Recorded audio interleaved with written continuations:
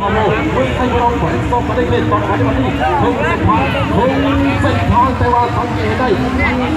ทั้งสองลำดูสุดเบาหัวนี่ยังสู้ยังสูงอยู่ยังสีกันอยู่ขาวไทยกันไหนเข้าไปได้เกี่ยวเข่าได้รอบเอาทีนี้เอายาวมาโนเอาละเว้ยรุ่นใหญ่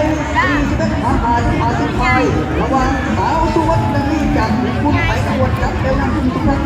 เฮ้คนไทยบ้านอาวุธต้องจับเร็วนะทุกท่านอาไปในการไปสักวันสังเกตที่เสือที่อัพทับ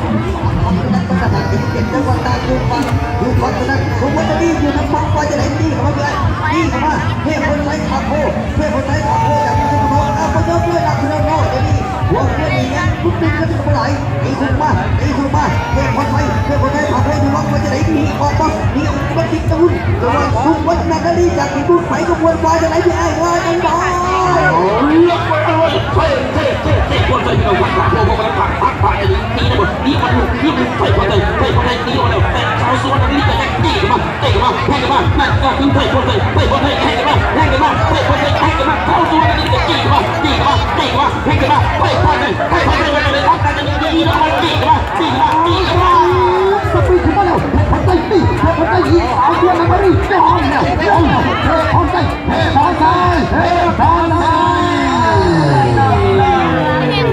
เราไปที่